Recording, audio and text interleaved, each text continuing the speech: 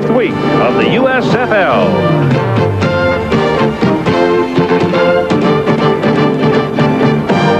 Today, the Tampa Bay Bandits and the New Jersey Generals.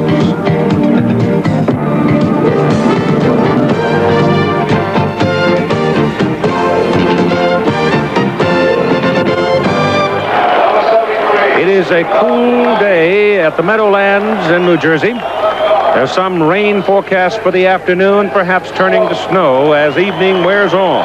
The last blush, I guess, of winter for this part of the country. The Tampa Bay Bandits come into the ball game 3-1, tied for the lead in the Eastern Conference. New Jersey Generals are 2-2. Take a look at the Eastern Conference standings now, because there are some games today that may very well shake up that group. Tampa Bay here in New Jersey tied with Birmingham and Memphis. Birmingham on the road at Baltimore against the tough Stars. And Memphis at home against a tough team out of the Western Conference, the Oakland Inverters. So we'll probably have some kind of a change in the Eastern Conference hierarchy by the time the day is done.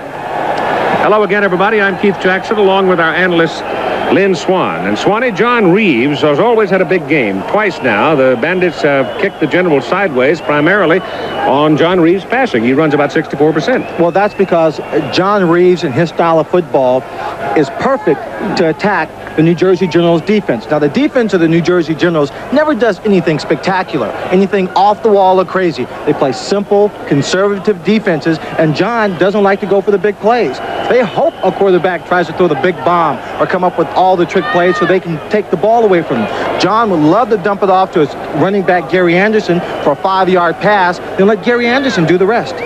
Well, Anderson, like Herschel Walker now, will have to assume a major role in his team's offense today, I would think. Well, he has been doing a fantastic job this year. He came in at the beginning of the season much more relaxed and calm about what he's doing with the Tampa Bay Bandits. He's a person that loves to do it all. He's a great receiver. He's excellent and very difficult to tackle in the open field. Now, Herschel, offensive attack is built around Herschel. In order for the New Jersey Generals to play well, he has to establish a solid ground game, then let Doug Flutie run around and try and work his magic. Speaking of Flutie now, the two old-timers in the Tampa Bay secondary, Doug Bedoin and Zach Henderson, are out with injuries. Does this mean Flutie's got a little more opportunity? Well, this could be one of the great con games of all time. Doug Flutie dropping back to pass, thinking with those injuries, it's going to be a wide-open secondary. But in the trade, they acquired Marcus Quinn, who led the USFL in interceptions last year. Can you imagine? Doug's running around thinking he's got an open man. Marcus Quinn all over the field, another Bandit stealing passes. One of the more innovative coaches of my lifetime is the man who runs the show for the Tampa Bay Bandits. His name is Steve Spurrier, and here he is now with our Tim Brandt. Steve, the obvious question right off the bat, because you are innovative, certainly not conservative, tell us about your offensive scheme, what we can expect as candidly as you can in the first half. We're going to try to run it and throw it a little bit, Tim, and hopefully we can do both of them well, but we're going to try to mix it up and give them a few maybe a little different formations here and there, but nothing all that different. Last time we were with you, onside kick to start things off. You're getting the ball first here. Can we expect some no-huddle offense? Oh, maybe a little bit here and there. That's, a few plays here and there, no huddle. Steve, a lot of people don't remember that Gary Anderson was the #1 pick here of the New Jersey Generals. When Herschel became available, Gary came to you. Any extra incentive for him? Yeah, I think Gary gets real excited, especially when he plays against Herschel. He wants to be recognized as possibly the best back in this league, so he'll be ready to go. Okay, good luck today. All right, thank you. We were talking also, Keith, about keeping Flutie in the pocket. They saw Baltimore do it last week. Their key defensively is containment. All right, Tim, thank you very much. And we're ready to go with the ball game. The Generals, of course, wearing the home red uniforms. Tampa Bay, the Travelers, in the white. Roger Ruzek will kick it off for New Jersey as Tampa Bay gets the first possession with Ricky Williams and Bobby Futrell, the deep people for the Tampa Bay Bandits. And the game is on. It goes to Ricky Williams, a flyer at the 1-yard line. Evaded two people down around the 10 and turns in a big return all the way out beyond the 32-yard line. So the Bandits will start with good field position as John Reeves comes out, veteran at quarterback. Lining up behind him will be Gary Anderson and Greg Boone. Along the front, it'll be Spencer Jackson at one wide spot. Eric Trevelyan, sore leg, though. He may not play a lot today. If not, then Larry Brodsky will be in there. It is Fike, Pitcock, Foote, Newton, Smith, and Harvey, the tight end. And watch out for the tight ends today for Tampa Bay. They line up Show blitz, don't commit it, give it to Anderson, goes to the 39, close to the 40, and he picked up close to 8 yards on the carry before Kerry Justin and Bobby Leopold brought him down. James Lockett, Tom Woodland, and Jim Byrne are the 3 big people down for New Jersey's defense. Whittington, Leclerc, Joyce, and Leopold at the backers, and in the secondary it's Justin, Johnson, Preston, and Johnson. Now here's one of those trick plays. Yep. Got them spread all over the field. New Jersey reacting to it, and now John Joyce steps up but then drops off. They wing it over to the left side to Trevelyan, trying to set up a screen play for Eric, and Eric gets the first down as he moves the football out to about the 43. That's kind of a dangerous play early in the ball game to ask a man with a very sore leg to do. He didn't practice much this week, but he got away with it that time. But that's in keeping with the Steve Spurrier style and what he calls bandit football. When we covered this team playing Houston earlier in the season, after scoring their first touchdown, they came out with an onside kick. They will always play that kind of football, wide open, taking their chances early in the ball game. Trevelyan now is out of the ball game, dragging the leg just a little bit. First down for Tampa Bay out at their own 43, and Reeves back to throw. Gets it off down the middle. Got a man over there. Cleared, making the catch. Spencer Jackson out of Florida. He's a 6-footer, but he can really burn you with his speed. He got loose in the middle, cut it to the sidelines, and Reeves was right on him. Well, Spencer Jackson taking advantage of his speed in the zone defense. He had another receiver clearing out that zone. He comes across into a seam, a crease created by the depth of a short receiver and the depth of a long receiver, spreading out the secondary. Another example of a smaller man playing at a wide receiver spot. Now you're seeing more and more and more of that. We'll talk about it as the day wears on. First down, the ball on the New Jersey side near the Generals 32. As the ball goes to Anderson, loses his footing. We had a little light rain about an hour ago, but right now there is no rain and the sky is quite bright. It is cool and should be a very comfortable day. A loss on the play, back outside the 34. Keith, if the New Jersey Generals are going to have great success, they're really going to have to take some chances and put pressure on John Reeves, force the timing of the play to change. They're going to have to get more people in that line of scrimmage and possibly play a tighter coverage. If they're playing more man-to-man, they could be susceptible to the big play early in this ballgame. Larry Brodsky is now in, and Gary Anderson's come out for a moment. Reeves to throw, goes the sideline route. Number 82 reaches up. The ball's right there. Completion. But I don't think Larry got to the marker. He's about 1.5 yards short of it.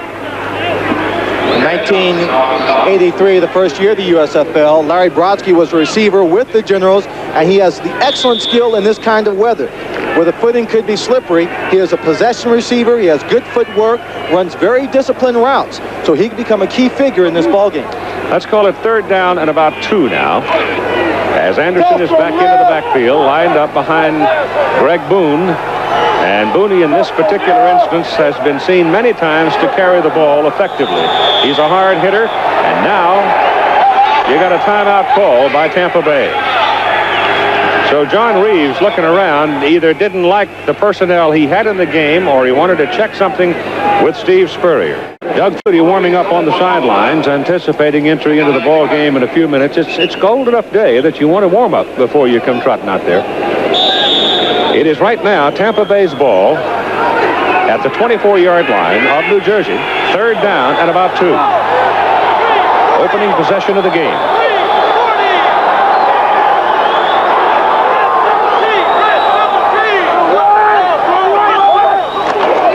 He gives it to Gary Anderson, and Anderson, knifing over the left side, appears to have the first down. Didn't need a whole lot, but it was a short 2 yards, and his forward progress looked like it was sufficient to do the job. I tell you this, if they give that ball to Boone and come over the right side, it'd see you later. Well, they had a man going in motion, trying to get a pre-read on the defense. The defensive line looked as if it was slanting to their right, in the direction where the ball was running. It was a good defensive call by the New Jersey Generals, but it may not have been enough. It looks like they still have the first down. Half a ball. So they've got the first down at the New Jersey 22-yard line. Steve Spurrier, University of Florida's only Heisman Trophy winner. The man out there pulling the trigger for Steve's ball club is John Reeves, who was also a quarterback at the University of Florida. I think it was Reeves to Alvarez was the combination. That's right. New Jersey bouncing their defense around. Reeves taking a long time, may have checked it, gives it to Boone. Boone across the 20, down to about the 19. And you know what? We've already got some tempers popping out there as some of the big linemen have collided with linebackers. And the boys in the trenches are showing some early temper. Well, that was Chuck Pitcock, who's still doing a little blocking down the field on Tom Woodland. And, of course, the defensive line for the New Jersey Generals still reeling on the heels a little bit from the game they played last week with the Baltimore Stars, who really took it to them. It is 2nd down and 7. Anderson is out now. Boone, the lone remaining back. 4 wide receivers. Reeves' pass is in the corner and incomplete. The pass was intended for Spencer Jackson. Over there covering on the play was Donnell Daniel. Now, Jerry Holmes, who has been missing this season because of a fracture in his leg, is available for duty today. So I think we'll see Jerry Holmes playing some. He had 4 years for the Jets. We'll see right there. Jackson tripped a little bit, trying to slow up for the ball. Thought they should have got some pass interference call, but right there is Jerry Holmes, number 37. I saw him practicing on Thursday, Keith. He looked like he could come in the ball game and play very well. It is 3rd down and 7 now as John Reeves drops to throw. Down the middle with it. Incomplete. The pass intended for his tight end, Marvin Harvey, and the pass was off the mark. Now, I don't know whether the ball was flipped at the line of scrimmage by somebody or what, but it seemed to sail behind the receiver. It sailed behind him. Number 52, Mike Weddington, had him on an underneath coverage, playing him very tightly. It looks as if the receiver, the running back was, the tight end was open, but the coverage is designed right there for the linebacker to be underneath. He's watching the receiver, was in the right position. The ball hits him in the back. Steve Spurrier just threw a towel away in disgust because they had 6 points. If he puts the ball in front of Harvey, it's 6. In for the 36-yard field goal try now is Zenon Androsian, who's 4 out of 4 this year. And this one hits the upright and kicks out of there, no good. He didn't get much on that one. It was a sort of a feeble effort by Zenon, and it hit about 10 feet up on the upright and kicked out of there. What is it about this stadium? How many times have we seen the uprights hit here? Quite a few times, and he was booming them through almost from midfield doing warm-up. Right here, it looks like the ball is caught up in the heavy air, just floats very slowly, hits the uprights, and instead of Tampa Bay getting a lead, it's still 0-0. So Zenon Androsian misses his first field goal try of the year, and the Bandits come away empty. The New Jersey Generals now will come to their first offensive snap of the ball game with Flutie at quarterback, Walker and Carthen lined up behind him, Danny Knight and Clarence Collins are wide people. Tied in is Sam Bowers, Mackey, Stroth, Hull, Harris, Maggs. The big people up front, and here we go. From the 20, first down.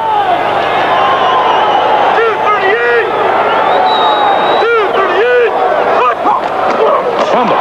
Flutie picks it up and loses about 2 yards as number 58, Alonzo Johnson, outside linebacker, jumps on him. And Flutie, over the last 2 games, has hit only 31% of his passes. So in the ball game last week, the Baltimore Stars jumped all over him and just kept him contained virtually the entire day. Ball a little bit wet after the light rain, and he just simply didn't come away with it. So it's 2nd down, 12.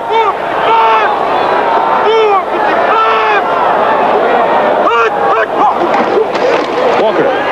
Herschel looking for the outside. Gets up across the 25 to about the 26. Again, to point out that while Herschel Walker appears tentative, it is more in his manner of doing things to perhaps rightfully call it searching, because he's looking for the crack. And it didn't look like he was moving a whole lot that time, but he still wound up with 7, almost 8 yards on the carry. Mike Butler, Nordgren, and Mike Clark are the big people down in the 3-4, with Harold, Kirchbaum, Richardson, Johnson, the backers. I'll give you the secondary in a moment. As it's 3rd down now and a 4. Long 4. Flutie gives it inside to Herschel Walker, and Walker breaks it for the first down. Running up the middle to about the 37-yard line. The defensive secondary for the Tampa Bay Bandits. The corners are Bruce Vaughn and Warren Hanna.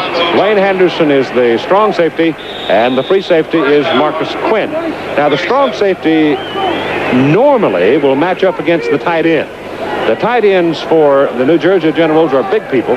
Sam Bowers, 255, and Jeff Speck, 240, and they're both up around 6'3", 6'4". This is Herschel Walker on a sweep right. Well, Well, he broke one for 80 yards last week. He went over 150 last week, and he's starting out today like he's going to have another big one. I talked with Walt Michaels about the way Herschel is running this year, coming off shoulder operation from last year. And he said that Herschel always thinks he can, if things are crowded, he can bounce to the outside and make it a big run. And Walt said he's finally getting it across to Herschel, that even if it's not there, if you put your head down, go in with power, you're still going to get 4 or 5 yards, and that's a good run. And when he broke one just a few minutes ago up the middle, that was the kind of run that Walt wants to see him do all the time. Well, his 3 carries, Swanee, have been 8 yards, 11 yards, and 14. And the ball is over on the Tampa Bay side of the field at the Bandit 49-yard line. More importantly, they're controlling this ball, too. 8 minutes to go, first quarter, no score.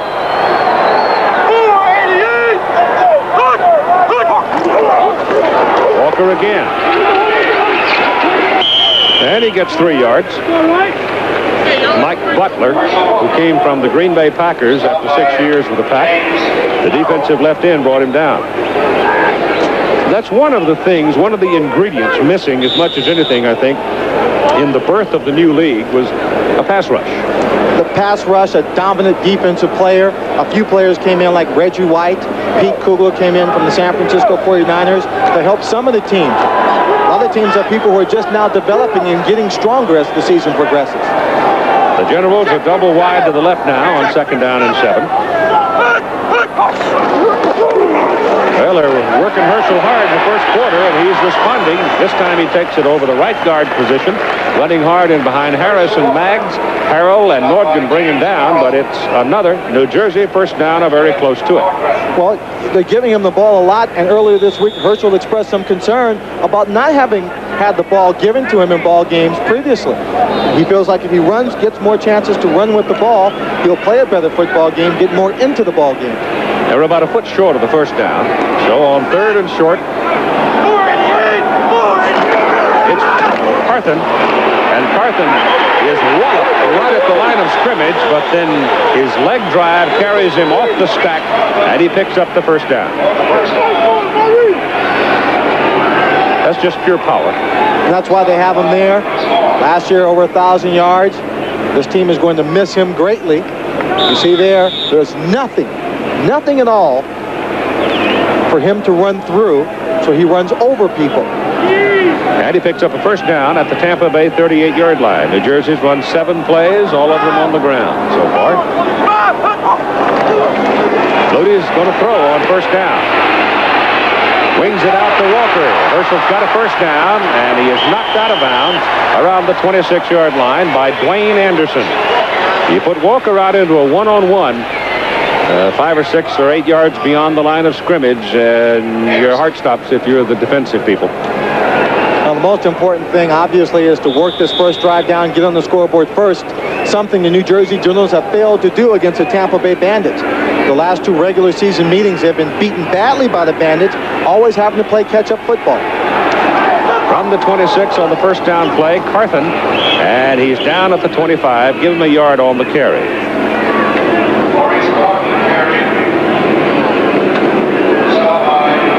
Well, looks like that projected snow may miss. At least the sky's quite bright now. Much more comfortable than it was last Sunday with that wind and Baltimore. I wish you hadn't said that. What's that? You might have jinxed the whole day. You're probably right. The second half, this football team could go off for the first half and come back and find this field covered in snow. Don Maggs off the field with a leg problem. And Lapham replaces him. And it's 2nd down and 9. As Flutie gives it to Herschel Walker. Walker is hit at the 25. Surge carries him to the 24. Now they're going to be looking at 3rd down and about 8. Well, this is the first obvious passing down for the New Jersey Generals this afternoon. It'll be interesting to see just what play they call, because so far in this first drive, they've gone back to the old Walt Michaels style of offense. Very conservative, run-oriented, only throwing 1 pass. Be interesting to see if he drops straight back and throws, or if he rolls out and throws.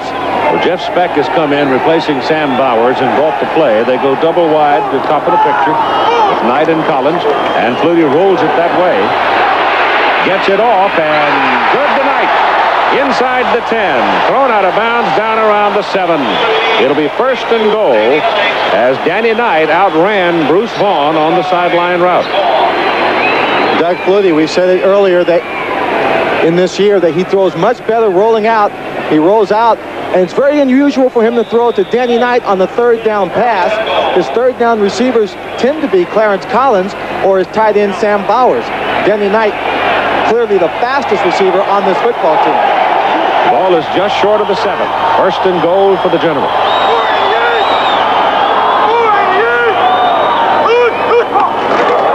It's Walker. Slants it over the left side and down to the 1. Almost popped it in there. It was Alonzo Johnson. Was able to lock his legs and keep him out of the end zone. Herschel Walker just using his leg power, not looking for an outside place to run, just taking the hole right there, driving straight ahead, almost dragged Alonzo into that end zone. So it is second and goal.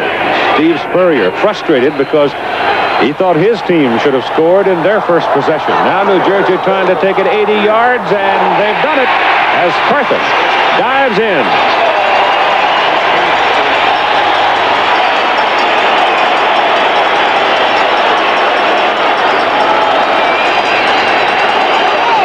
So a very orderly, disciplined possession, 80 yards and a touchdown. 13 plays, and Ruzek is in for the extra point try. He'll kick it out of Partridge Hole. Mitchell will snap.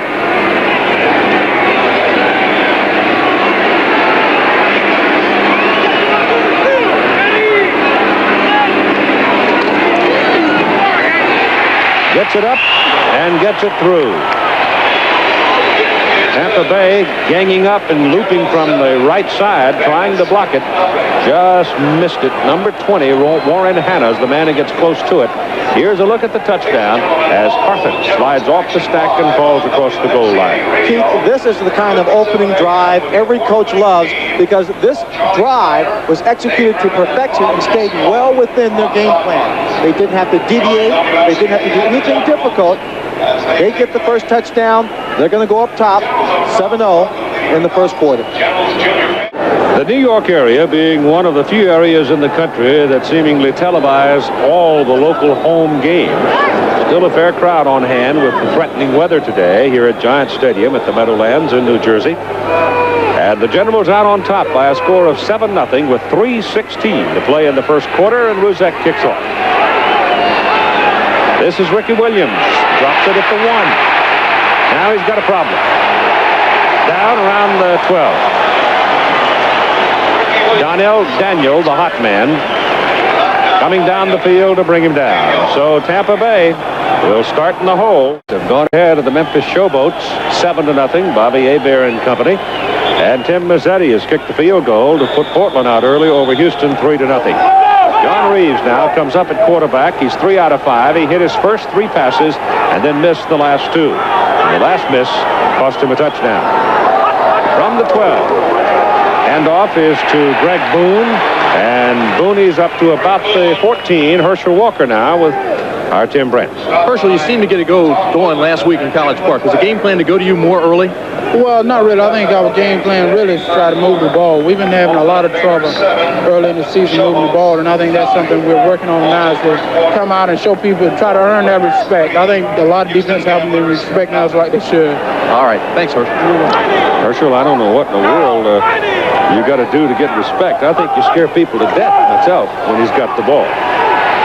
Here's Reeves looking and finally finds his tight end, Harvey, and up to the 20-yard line with it. Leaves him 2 yards or so short of his first down. So they'll be looking now at 3rd and short.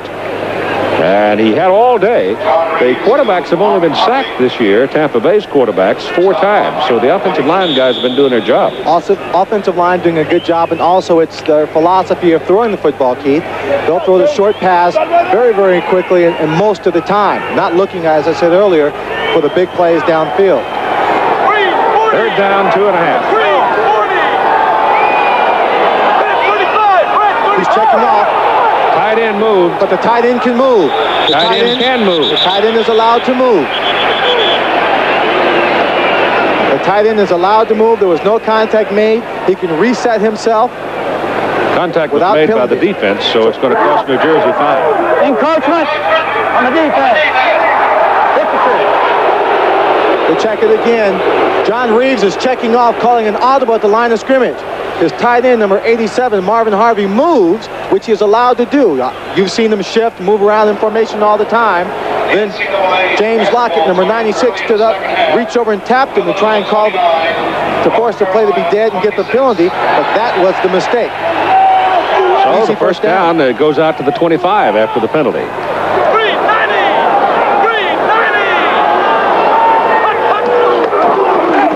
Gary Anderson bottled up after a couple of yards. A referee today is Wesley Ward. The umpires Ed Manning, head linesman Jack Pitkus, line judge Lawrence Hill, back judge Richard Highcourse, side judge is Ted Colano, and the field judge Grover Climmer. Well, we had a big reversal. The instant replay the other night. Well, Frank Cush challenged and won. And it turned out to be a big play last night in his win over Los Angeles. And we also have a report on Steve Young for you with some highlights at halftime. Second down and 8 now for Tampa Bay. Gary Anderson splits the two defenders and gets it out to about the 26. Bobby Leopold and John Joyce were both over there. Mike Weddington and John Joyce are wearing the old high-top black shoes today. I'm not so sure that's not a good thing. You know, for one thing, it gives you more support. That's obvious. But sometimes it's more comfortable to have the high top rather than all that tape around you. Well, I think all the playing on the AstroTurf, high tops will give those ankles a bit more support because the pounding does weaken the joints. Ankles, knees, hips. It's third, about 4.5. Reeves fakes the draw, goes down the middle with it. Jackson is there, and Spencer makes the catch at the 48-yard line for a first down. And John Reeves took a pounding. There were two generals that clobbered him as he released the ball. And we've come to the end of the first quarter of play, with the New Jersey Generals out to a 7-0 lead over the Tampa Bay Bandits. The Bandits almost had one in their first possession, then missed the field goal, and now they're moving it again. Quarter of play, and his team leading by a score of 7-0, and a change in the offensive unit now as Steve Carter goes in for Spencer Jackson. Reeves 6 completions to 5 different receivers so far. And on first down, Reeves back to throw.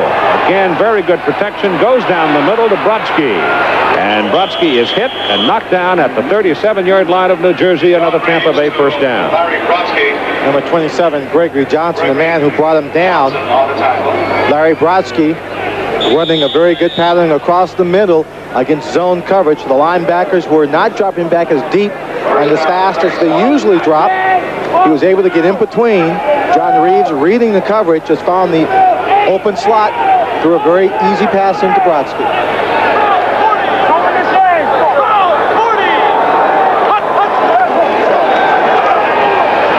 Reeves passes away down the middle to Harvey, the tight end, and Harvey is inside the 15 down to about the 12-yard line. So once again, we suggest to you that the tight end is going to be available quite a bit today for the Tampa Bay Bandits.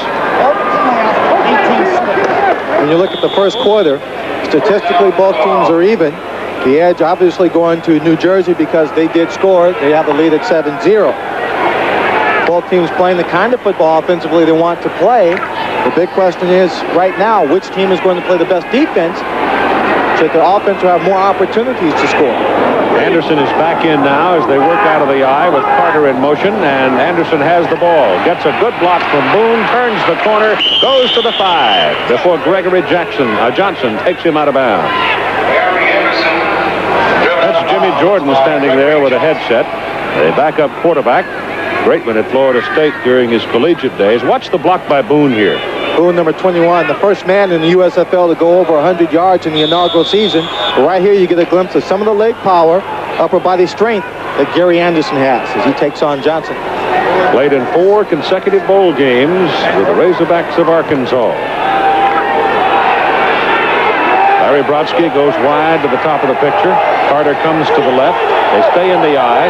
It's second down and 3 for the first down from the 5-yard line. Give it to Boone. And Boone rolls over and may have the first down. Greg Boone, stopped by Tom Woodland. This is where New Jersey has a very distinct advantage offensively over Tampa Bay. When it comes to the very short, power, inside running game, I think you would always give the edge to Maurice Carthen and Herschel Walker. Greg Boone is not a lightweight by any stretch of the imagination, but he just does not have the overall size that Carthen has. Gary Anderson, of course, is much smaller than Herschel Walker. So I should look for them to go more outside and inside while down in here close. Dan Fike had to come out at left tackle. Dave Piles replaces him. He's hurt his arm. Handoff to Anderson. Dives. Goal line. Touchdown.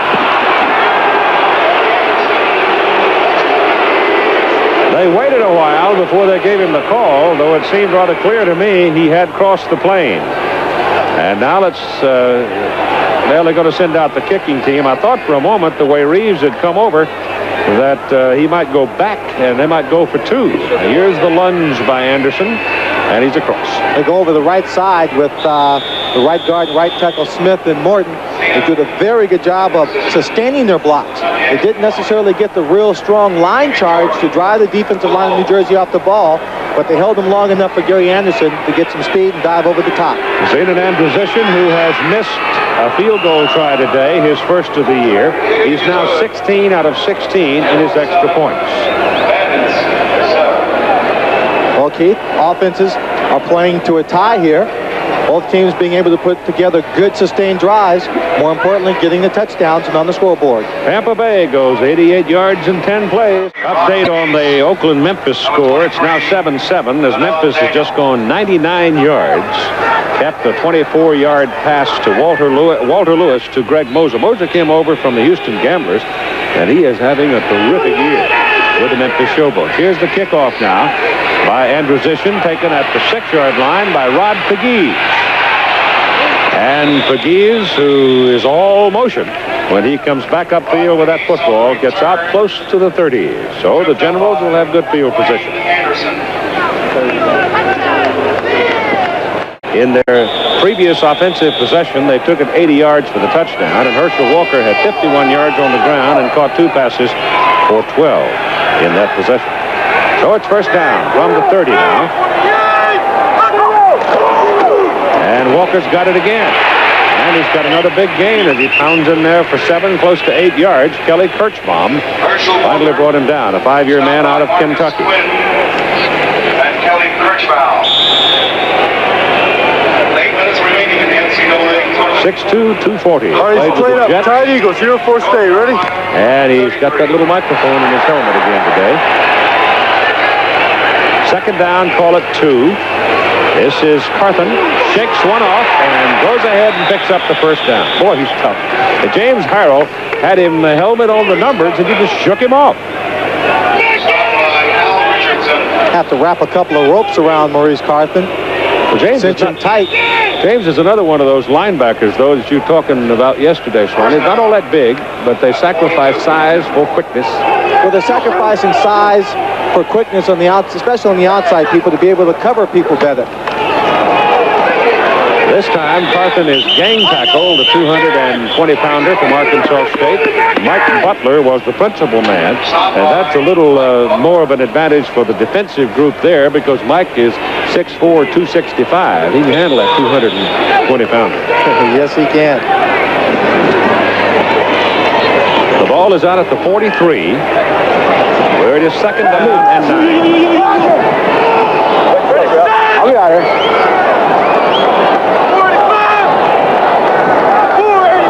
I think he's checking off at the line here, Keith. As he turned and gave the ball to Herschel Walker, Herschel never got a handle on it and got about to the line of scrimmage.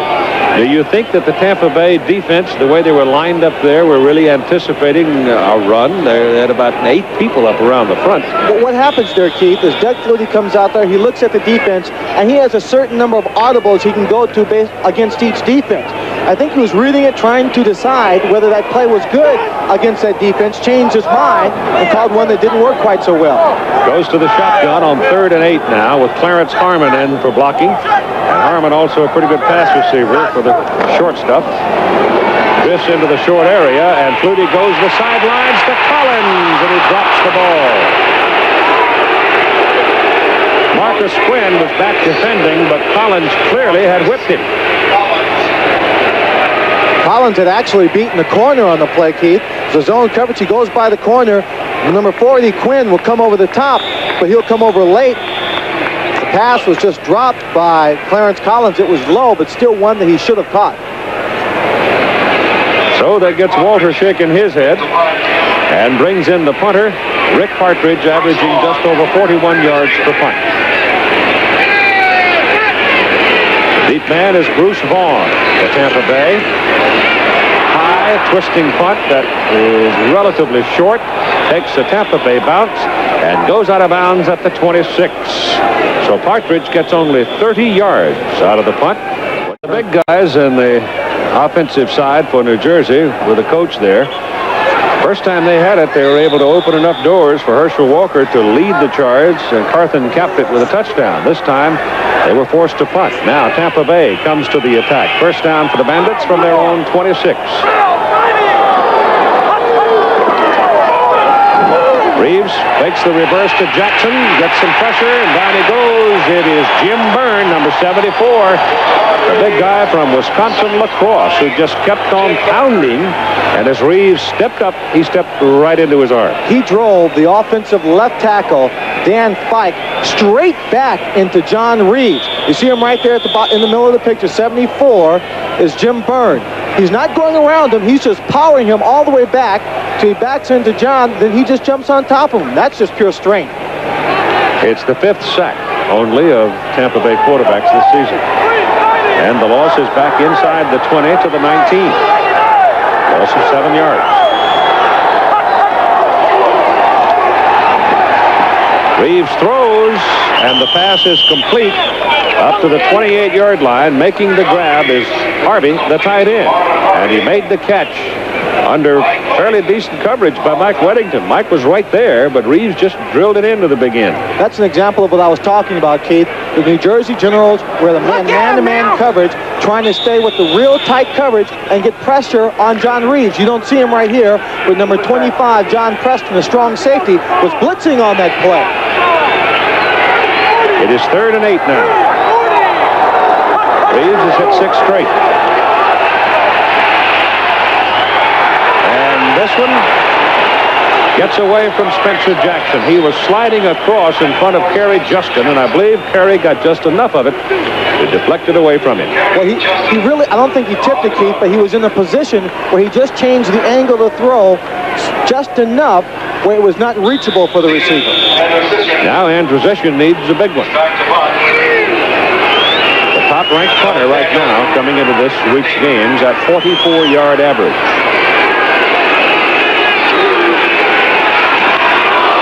Well, he won't get 44 out of that one, though he does get a bounce on it. And it's a Tampa Bay roll as he rolls inside the 30 and dead at about the 29. So it's right on his average, and we get a scuffle down on the field, and a penalty flag is thrown at 8:42 to... First down. Well, I like that in a coach. Even when you know your player's wrong, you argue for him. See if you can influence the officials a little bit. You'll watch it from end zone camera. Doug Flutie finding his receiver. You see right there, Anderson just came over his back and grabbed him with his left arm from behind. It's a good call by the official. He was standing right behind the play. He could see it all. Ball is at the 20 where it's a first down. So the Generals got a little room now at 3:15 to go in the first half, and here comes Walker. Herschel got a good block from Clarence Harmon to open the door for him, and he runs it out to about the 27, so give him 7 yards on that carry. The way Herschel Walker's running today, Keith, he'll get the handoff and you'll say, here comes Herschel. And in a matter of a second, you'll be saying, there goes Herschel. Because once he breaks through that line, he just turns on the speed, and I don't think there are too many people who are going to catch him in that secondary. He's got 66 yards, as you see, on 13 carries.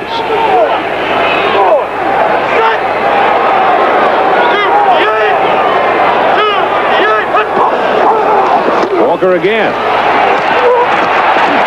And he's got a first down, and we've got a penalty flag soaring out of somebody's pocket. That thing went 40 feet in the air. Looks like one of those little toy parachute soldiers you used to play with when you were a kid.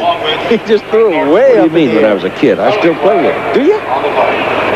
A holding call against New Jersey. You probably saved them all and gave them to your son, Chris. That's right.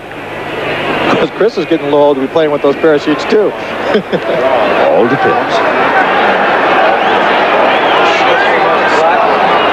Flutie now is 4 out of 5 in the ball game, 68 yards and a touchdown. Holding. Number 89 on the offense. Second down. The Generals are leading by a score of 14-7 with 3:06 to go in the second quarter of play. And the penalty moves the football back to the 17-yard line. Line up and eye over. They've got to go just beyond the 30 to get their first down. Flutie runs away from the linebackers, retreats all the way to the 2, throws it up for grabs, and it's incomplete. And he's lucky to get that one back. Or as my college partner Frank Broyles would say, he threw it up for scrambles. And he'd better be careful about throwing it up like that. Yes, sir. There are a lot of people around there looking for that ball, none of them with red jerseys on. Number 56, Keith Clark, looked like he came in on a delayed blitz. You see that ball being tipped right there by Dwayne Anderson. Pass intended for Sam Bowers, but it looked like Keith Clark was just waiting to see which way Doug Flutie would go, then he'd just go with him. Designated shadow.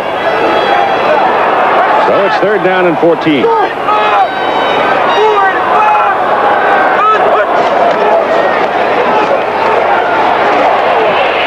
Down the middle for the tight end, intercepted by Marcus Quinn. Quinn gets up and returns the ball inside the 35 and down to the 33. Marcus Quinn. We said that Doug Flutie would have to be careful, watch out for him. Was a strong safety with the Oakland Invaders. He's playing free safety here this afternoon with the injuries to the Tampa Bay Bandit secondary. You see just back going down, the pass is lofted. It's thrown inside. Quinn just adjusts to it, makes a great diving catch. Tampa Bay's ball. On the New Jersey side of the field at the Generals 33, 2:25 to go first half, 14-7 Generals lead.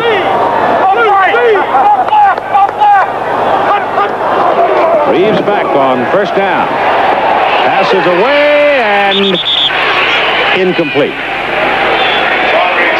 You know, he almost caught that thing. Spencer Jackson, again, was shielded away from the ball by John Preston coming off ankle injury, and Spencer almost turned back in there and stole it. Well, he turned to the outside and put John Preston inside. Southeast Regional Basketball Finals, Villanova defeating North Carolina today, 56-44. Right now, Tampa Bay trying to whittle into a 14-7 New Jersey lead with 2:13 to play. It's 2nd down and 10. As Reeves sets up, same pattern, intercepted by Justin. There was double coverage on Steve Carter, and Kerry Justin, the left cornerback, stepped in front of it and came away with it. And we're 2:06 to go in the first half. Keith, we're seeing much more variety in coverage by the New Jersey secondary. They're lining up, they're showing blitz every time, forcing some audibles. He goes to the corner pattern, but he'll have a man underneath in the short zone, and Preston coming across the top. Kerry Justin times it, makes the steal. See John Reeves, his reaction. Quarterback's really got to lay that ball to the sideline, either give the receiver a chance to make that catch where he lays out for it, or the pass goes out of bounds in that situation. From the 14, Flutie gives it to Carthen. And Carthen takes a pounding at about the 17. Picked up 3. And we come to the 2-minute mark. 2 minutes to go in the first half. And with 2 to play, it is New Jersey 14, Tampa Bay 7, and it's been Tampa Bay's mistakes as much as anything. New Jersey's ball, 2nd down, a short 8. They've got 3 timeouts to work with.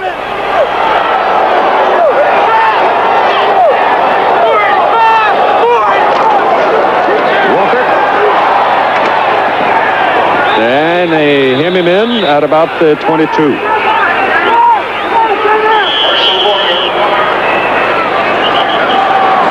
Stop by Al Richardson. Keith, this might be one of those opportunities, times when Walt Michaels might want to use one of his little gadget plays or trick plays.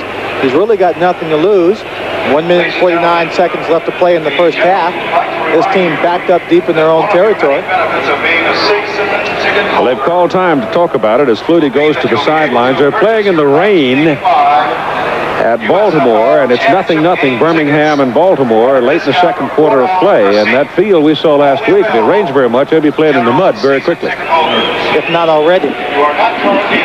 Oakland leading Memphis 14-13, and the quarterbacks have been dominant in that ball game. Hebert for Oakland and Lewis for Memphis. And Houston now is out to a 10-3 lead over the Portland Breakers. Only 10 points for the Houston Gamblers in the second quarter. They're off to a slow start. So what, they played Monday night, was it? Yeah, I think that might have been Monday night. They played a little Denver. sore. Yeah. That was the first time they used the challenge where they had a play reversed. Had one reversed then and one reversed last night. Yeah. Ball is near the 22 now. 3rd down and 3 for New Jersey. Flutie still got it. He's out there. He's got room. He's got a first down. Well, that's the difficult part of defending that little rascal, because he's got that quickness. Once you commit yourself off that play fake and give him that much daylight, he's going to get something. And Walt Michaels told me on Thursday that he's been talking to Flutie, telling him that when you get on the sidelines, you pick up the first down, get out of bounds. Don't take any unnecessary shots. Don't take too much upon yourself when you're running the football. Everything pretty even in this ball game, save the score. 14-7 New Jersey with 1:43 to play, and first down Generals at the 28. Walker outside. And Herschel slips, loses his footing, and comes up close to a first down. Let's see where they mark him. They're very generous with the mark. That's a very generous mark. Well, when you hit the ground, Keith, he slid past the first down marker. No one touched him, so he'll pick up those yards. Now, had this been a dry football field, I don't think he could have slid that far. You see him right there. He goes down, sliding up to the marker. They give him the first down on the play, so his average pretty heavy. Walker again. Well, Herschel's earning his money today. 1:15 to go in the first half. And Walker has got to be averaging better than, well, he's got 84 yards and 16 carries. So he's doing better than 5 yards a clip. The way they're playing football now, Keith, also helps that line. I don't think they're as tired coming into the end of the first half as they have been in other ball games. Nice cool day. Uh-oh, that's a bad flip, but Walker saves it. Gets a great block from Carthen. Turns it into a big gain, and a penalty flag comes from the umpire. I saw Sam Bowers turn around and shake his head. The flag was thrown in his direction, maybe offensive holding. Penalty flag on the play. You have an eagle eye, lad. Well, I'm not so much an eagle eye. USFL games, second quarter. John Bassett pointed it out here for me. We'll be visiting with the principal owner of the Tampa Bay Bandits at halftime. 7 Portland Breakers. That is a very damaging penalty for New Jersey because it takes the first down away from them 89, the offense. Second down. and moves the football all the way back inside the 40 to the 38. They were in a position for a first down around the Tampa Bay 48 a couple of plays using their timeouts. They could have been in field goal range.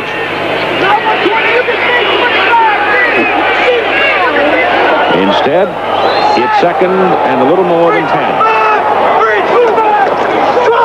They run Carthen on a draw up the middle to the 41. And 40 seconds to go, and the crowd hoots a little bit on that play call.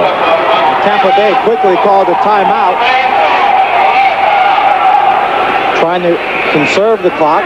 If they can get the ball in some kind of decent field position, we might see them try and go up top very quickly and then come away with a field goal. The Bandits have no more timeouts remaining. That's their last one.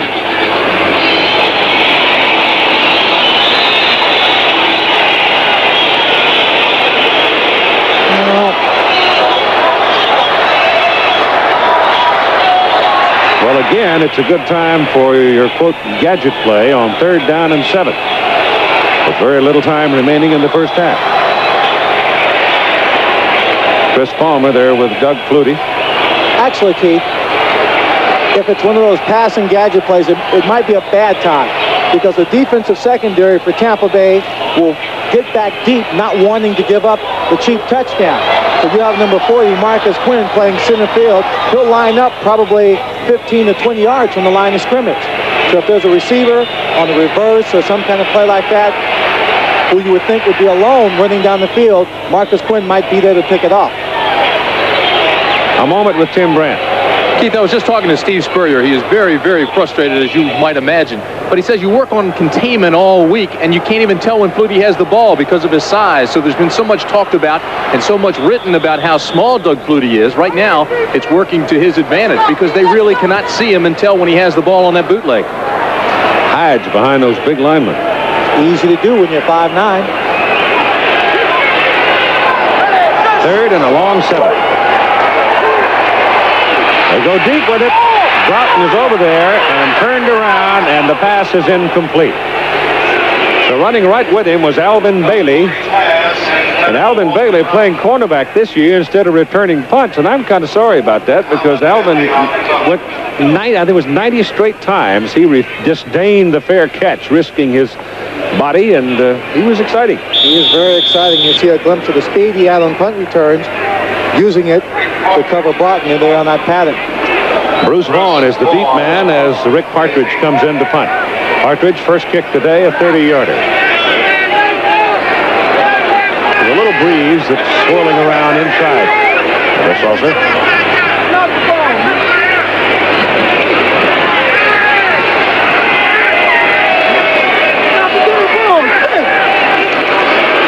He used all of that 30-second clock, and Partridge shanked this one, but he gets a favorable bounce, and Vaughn picks it up, not wanting the ball to roll any farther downfield. Had he not fielded it ball, I think it probably would have gone well inside the 20. 32-yard punt by Partridge, and the Bandits now have 22 seconds. A 14-7 New Jersey lead.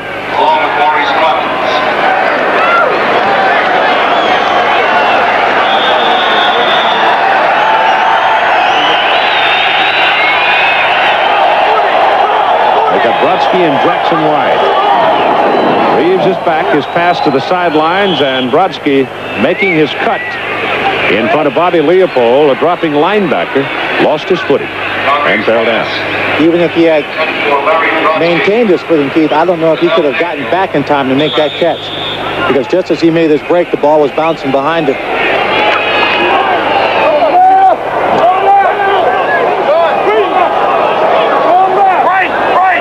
Second and 10.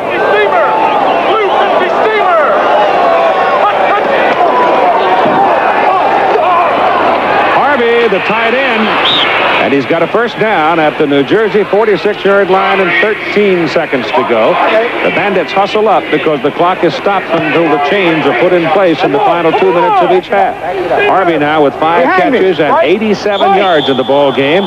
Before today, he had caught 7 in 4 games. Reeves passes away. Harvey's out there. Harvey's dropped the ball.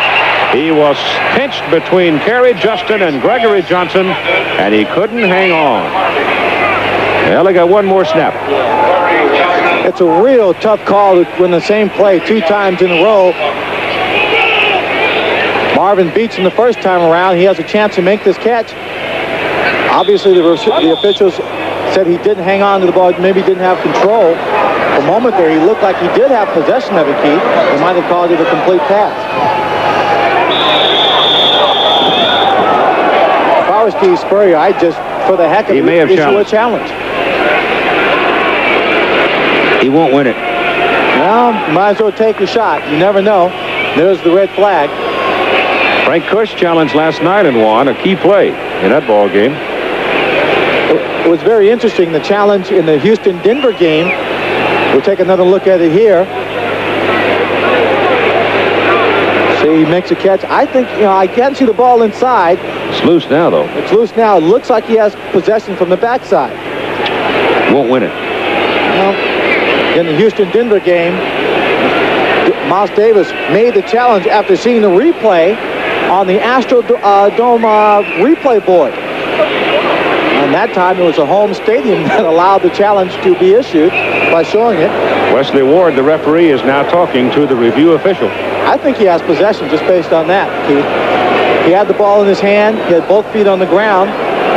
He was hit. The ball came loose. And then he picked it up. It's a close one. The play stands as is. Now it's got to cost Tampa Bay 5 yards. Because they don't have any timeouts remaining. Well, with 3 seconds on the clock, the ball sitting at the 46-yard line, Keith. I think we're out of field goal range, so I don't think it makes a difference anyway. No. 5-yard penalty. Yeah. Oakland now 21-13 over Memphis as Bobby Hebert is hooked up with Anthony Carter. So Hebert's thrown 3 touchdown passes in the first half of that ball game. The Ragin' Cajun. Ball comes back over to the Tampa Bay 49. Got 1 snap left, and we'll be at halftime. Well, when you look at this league, Keith, it does appear to be a young quarterback's league. And there could be a new one on his way, depending on how good negotiations go. And that, of course, is Bernie Kosar. Reeves has all day, throws for Spencer Jackson. Jackson makes the catch down at the 23, but time has run out in the first half of play.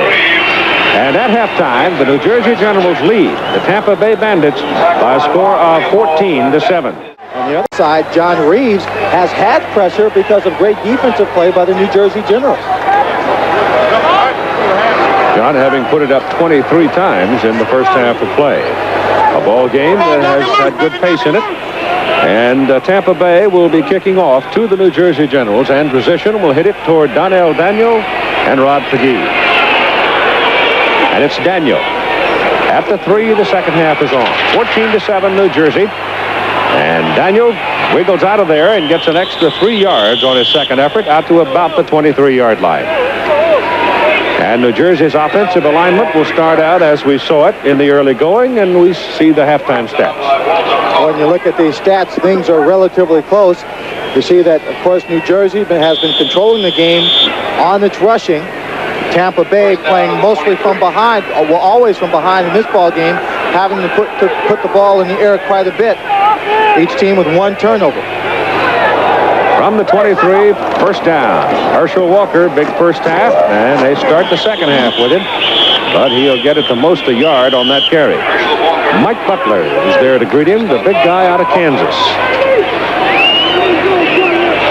Keith, I had mentioned that the offensive line for New Jersey probably will come into the second half not being as tired in the ball games. The reason being that when a quarterback scrambles behind the line of scrimmage, all those big guys have to do a lot of running around and pick up those people blocking. Much more tired in the ball game when you play that way. Second down, still 10 from the 23. Walker again, out to the 27. Again, it's Mike Butler, who apparently has made up his mind that where Herschel goeth, so goeth me, or thee, or I, or something. Well, Mike Butler played in Green Bay for 6 years. Good defensive end. He came in this ball game hungry. He wanted to stop Herschel. Wanted to make sure the ground attack didn't get started. Unfortunately, it has. Third down and a long 6. Out of the shotgun. They got a hold of Flutie, and they're going to get him back at the 25. It was Butler and Mike Clark, the 2 defensive ends. So Mike Butler makes 3 successive defensive plays for Tampa Bay. Doug Flutie. And the Generals will have to kick it away now. And again, the wind would appear to be at the back of Rick Partridge, but this is an enclosed stadium.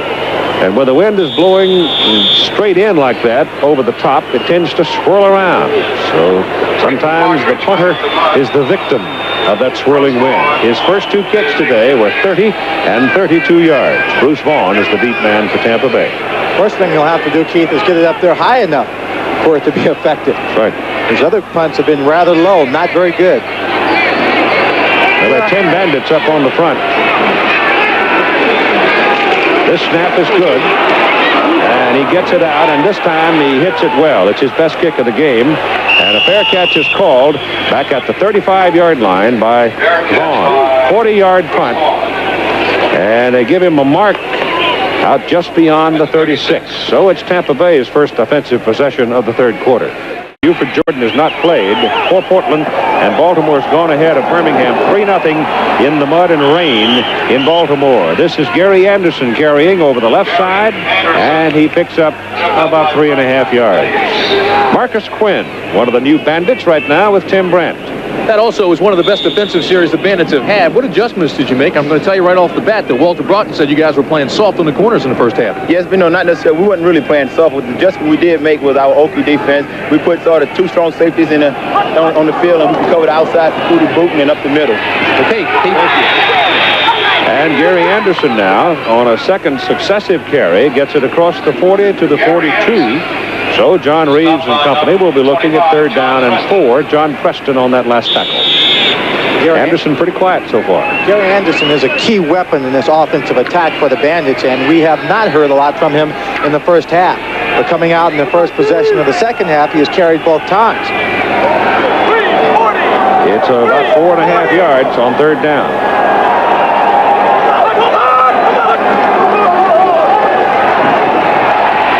Reeves to Harvey, the tight end. He pulls it in and makes the catch just beyond the 35 of New Jersey.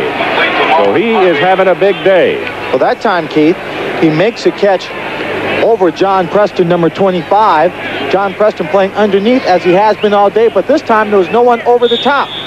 No one for John Reeves to worry about. He lays this one out, and Marvin Harvey goes down low to pick it up. Big catch for the tight end. I don't know why I felt it, because I'm certainly no expert when it comes to this. But having seen New Jersey's defense, I just felt the tight end was available in this particular offensive alignment, and he's gone now for 106 yards on 6 catches. 110 yards on 6 catches. Reeves back on 1st down. This time he goes for Spencer Jackson, and he's got him down around the 17, right in front of Donnell Daniel. Keith, you're getting a lot more man-to-man coverage, and John Reeves has to find the best matchup. Now, you talk about going to your tight end. Marvin Harvey, the big tight end, who is 6'3", 225, was being covered by John Preston, who's 6 feet, 205. It's a mismatch. If it's a tight coverage, you throw a little bit higher, let that big tight end go up for it. Jackson now with 4 catches for 90 yards. And the Bandits starting to threaten now as Anderson goes around the right side, turns the corner, and gets something out of the play. The crashing linebacker was picked off by somebody in there. I couldn't tell who it was that picked him off, which gave Anderson a chance to go on around the corner and pick up about 4 yards. Well, you take a look at it. You see Probably number 21 Boone getting out in front, turning the corner, looking for the first man on the outside to block him, to free Gary Anderson. He gives him a little opening, and Gary slices to the outside to pick up about 4 yards, but the defense did a very good job of just stringing it out, cutting off the field. 2nd down, the ball just inside the 14 of New Jersey.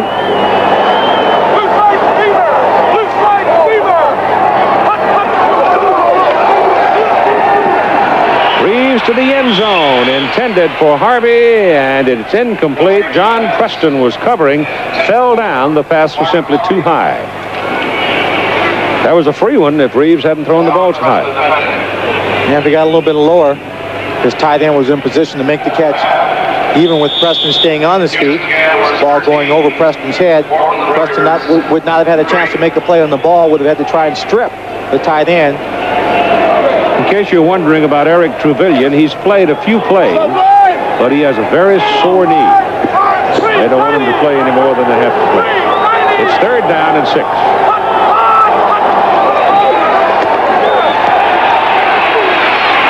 Harvey, the tight end, had it on his hands and lost it on contact with Kerry Justin, and it'll bring up a 4th down. Looks to me like that was a ball that John should have zipped in there. Well, he should have zipped it in there, but, well, you look right there, he looks pretty wide open. Harvey just bobbled the ball, didn't hang on to it. He would not have picked up the 1st down had he made the catch anyway. You also had Gary Anderson working one-on-one with a linebacker. But today, Keith, I'm very impressed in the pass coverage of the New Jersey Generals. They have been playing close and tight all afternoon.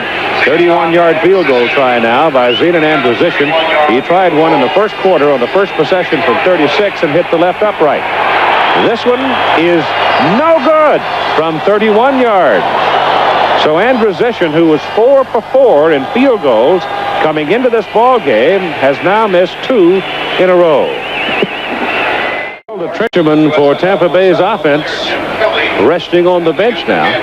They've been doing their job, but just somewhere along the way there's been a breakdown in each offensive possession except for the one which carried him to a touchdown. Having missed 2 field goals from 36 and 31 is unusual for Zenon Andrusician. And New Jersey coming to the attack now. And the ball is moved out to about the 23 as you see Birmingham has come back to lead Baltimore 7-3 in the fourth quarter. Sounds like it's all defense. And 3 touchdown passes for Bobby Hebert. That ball game is in Memphis. Split left, trips left. Kelly relatively quiet in the first half. 2nd down, 7. Flutie rolls it out. Well, he got one very good block and was able to pick up something out of it. Number 58, Kent Hall, the center, came over and threw a solid block on number 79, Mike Clark. And Clark is having a little trouble getting himself together and getting back into a standing posture. He really took a lick, and he's shaken up on the play. Looks like it might be his left knee. One of the big dangers when you're rushing like this and you've got linemen running around trying to pick up a block, you're going to get some attacks like there. He hits him from the side. It looks like he just falls on his knee. It didn't buckle. It looks like he just fell on it if it's his knee. The way he's holding his arm, looks like it might be his shoulder, his left shoulder. Clark comes out of there, and the big old center from Mississippi State has a mark on the plus side, doesn't he? Mike Morgan goes in to replace the injured Clark, and it's 3rd down and 3 for New Jersey.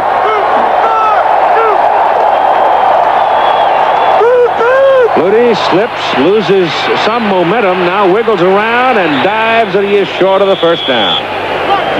Well, they pinned him in all right, but he almost wiggled loose anyhow.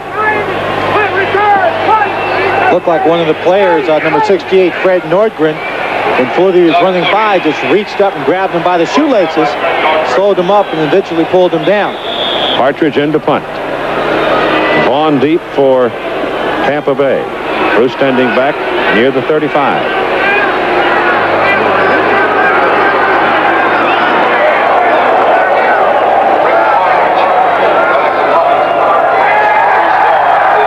Partridge's last punt was a 40-yarder. Gets this one up and forces a fair catch because of the hang time, and Vaughn fumbles the ball, but looks as if he covered it all right at the 36-yard line. So that'll go as a 36-yard punt, and no return with 7:13 to go in the third quarter. It's not easy fielding these balls when you hear a lot of people thundering around you. But fortunately, he got a good piece of it on the first attempt at catching the punt. There's a penalty flag back around the 30-yard line, apparently an infraction on the punting team. It's been indicated against New Jersey, and they are now inquiring with the Tampa Bay people as to whether or not they want to have them re-kick. I would think so. I think they will. Actually, I said I think they will after I saw one of the guys signal, we'll take the penalty. Well, you know, you try to take advantages where you can sometimes, Keith. The nature of the beast.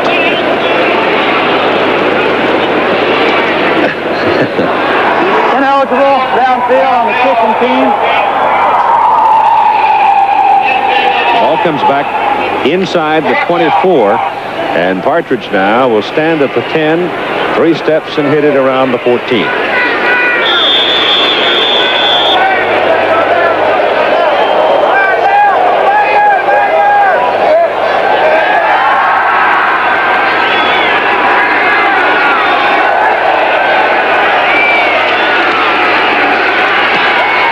Snap is low. Again, good height on the ball. Vaughn has a little room. And Bruce Vaughn returns it back across the 40 up to about the 42. So once again, Partridge getting good height on his punt at 6:49 to play third quarter. A lot of the folks sort of bundled up today. It's not really that cold, but the weather forecast included some light rain this afternoon and possibly some light snow late in the day or early in the evening. But so far we have had very little rain and no sign of snow as yet. And this is what the two teams have been doing so far. They've got Trevelyan now in the lineup for Tampa Bay. On this first down play, just outside their own 41. New Jersey leading 14-7. He's calling an audible at the line of scrimmage. He's got Trevelyan down the middle. And Eric's got a first down as he goes to the New Jersey 42-yard line. Eric Trevelyan caught the pass, tried to duck under the tackle of John Preston, number 25. John Preston was able to grab him and wrestle him down to the ground. They missed having John Preston in the ball game last week. He is a strong safety, and he's one of the toughest hitters back there in the secondary. He had a bruised foot against the LA Express, was not available when they played the game against the Baltimore Stars. Now he's back in the lineup. Reeves turns and gives to Boone, and Greg Boone, who has not carried the ball very much today, moves for a rather decent pickup there down near the 35. That's the defensive unit for Tampa Bay. Primarily the linebackers and the secondary getting some instructions, some adjustments going back into the ball game. Second down and 5, short 5. Boone again slips, loses his balance, but still comes close to the first down. And once again, we've got some tempers amongst the big guys in the trenches. It looked like he picked it up, Keith, but it depends on where they mark the ball. He's close.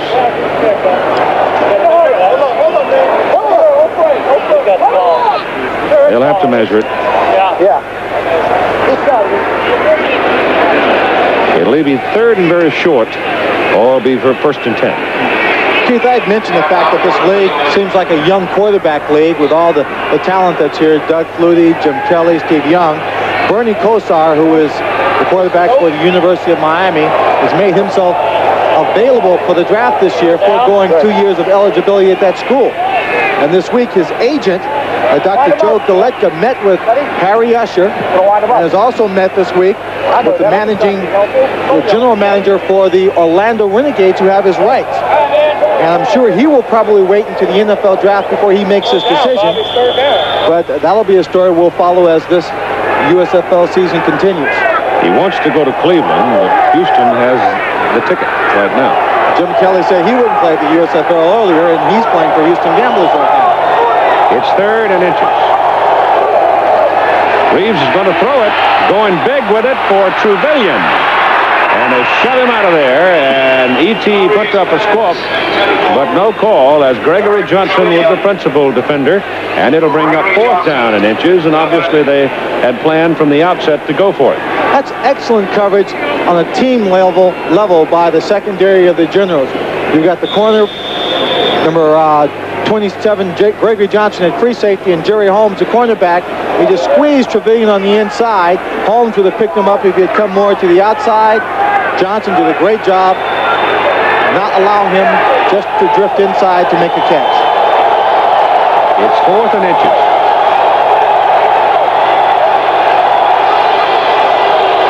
Anderson over the top, first down at the 29 of New Jersey. Gary Anderson doing his version of Superman. Gets a good start here. We'll check his takeoff point. There's his altitude and re-entry back to the ground. He has as much lift-off power as Herschel. Well, that's more like a long jump. It's you use your thrust, get some speed, use your legs for the power to just get in the air, and that speed carries you across. And it's first down for Tampa Bay. They trail by 7, 14-7 at 4:15 to go third quarter. Reeves sacked Donnell Daniel, number 23, strong safety. Loop from the outside. And Reeves is belted down back around the 38-yard line, and that is the second time in the ball game they have nailed him. Again, the fruits of a very good game plan laid out by their defensive coordinator, Dale Lindsey. Everybody at the line of scrimmage, blitzing, putting the pressure on them. You see the blocking up front. It collapses. Daniel coming in on the blitz, making the stop. Again, tight coverage by the secondary, man-to-man coverage. Reeves can't get the ball away fast enough.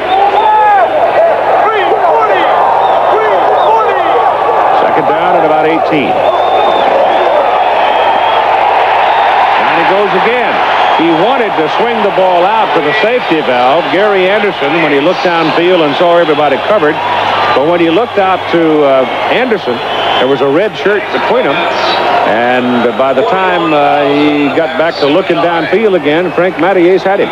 Well, it's number 47, John Joyce, was a linebacker who had tight coverage on Gary Anderson. Gary Anderson flared to the outside, and instead of just waiting downfield, John Joyce came up and attacked, allowing Frank Mattias, number 75, more time in his pass rush to bring down Reeves for the sack. And so it's third down now. The ball is back on the 43. They've got to go to the 19. And the pass intended for Harvey is almost picked off by John Preston. Keith, this is not the same defense we saw last week. Nope, it's not. This defense is playing aggressively. They're playing smart football. The game plan is the best I've seen so far in this very young season. Preston, coming back from his injury, has been playing tight coverage all day. The line putting pressure on Reeves. They've thrown the timing off just enough to make the big plays. Of course, Baltimore just swelled up last week and hammered at it, too. So, a little difference in the two teams. Andrusician hits it for the corner and knocks it out down around the 11 or 12. They'll mark him at the 11. So it's a good kick by Zeno at 3:12 to go, third quarter. And the Generals will go to work after a penalty. Well, they refuse the ineligible man downfield on the kick coverage, electing to take the ball at their own 11-yard line. First down. I think it was a mistake. I think they should have had him repunt the ball, but it's history now. Flutie on first down to throw it. To Walker. Warren Hanna comes across in front, the right quarterback, and almost picked it off. Keith, my opinion, that is a poorly conceived play and a bad choice.